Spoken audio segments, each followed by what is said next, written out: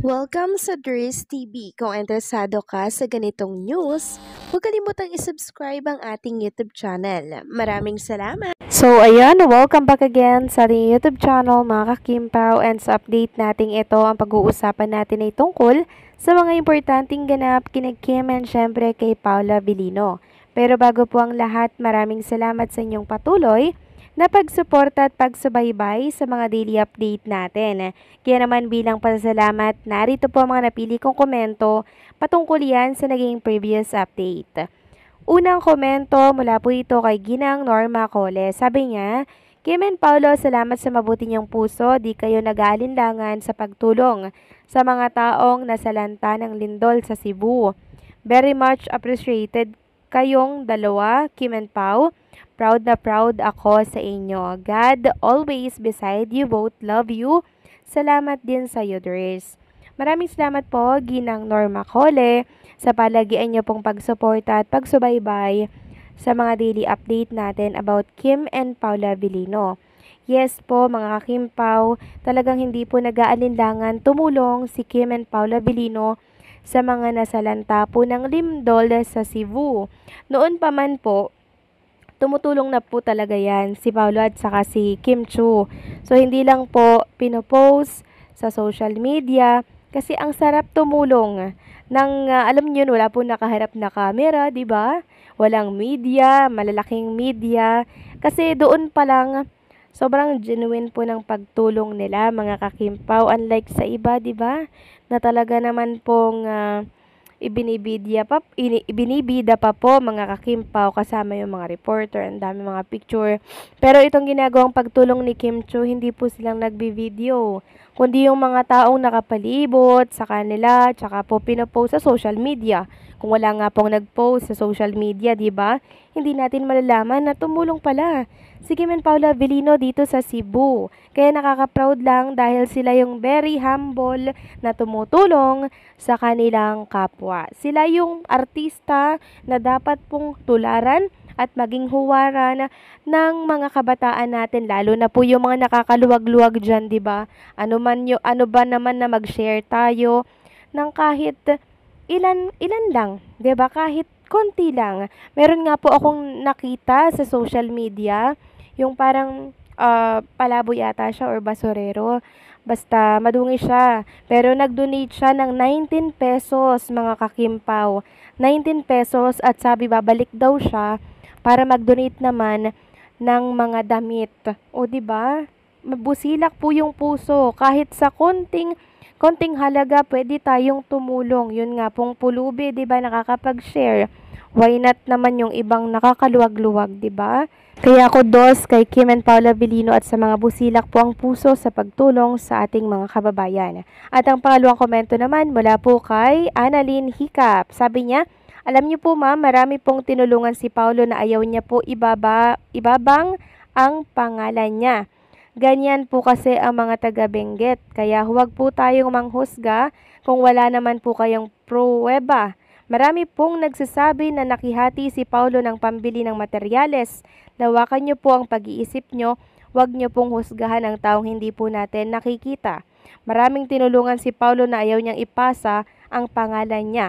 Kung magtatanong kayo bakit ko alam, marami akong artista na pinapanood sa interview, lalo na daw noong COVID-19. More blessings sa kanila sa mga mapanghusga, more blessings din sa inyo. Wag na po tayong mag-isip ng mga kung ano-ano, marami na pong nangyayari sa ating mundo. Be kind. Yes, Ginang Annalyn Hicap, napakaganda po ng inyong naging komento. 'Di ba? Si Paulo po talaga ang daming natulungan pero hindi niya po talaga ito sinasa publiko. Sinasabi niya nga na wag niyong sabihin na tinulungan ko kayo ha. Ganyan po kasi si Paulo Abilino. Tahimik lang na tumutulong sa kapwa. Kudos sa kanilang dalawa.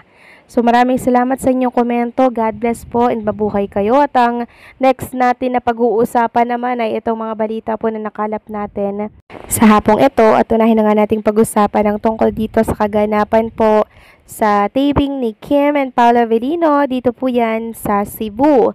So meron pong bumisita kay Chinita Princess sa location niya.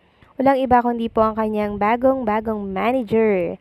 Sabi nga dito, bumisita sa Cebu ang bagong manager ni Kim Chu na si Mama Joy. A heartfelt moment showing strong support and guidance for Kim's journey ahead.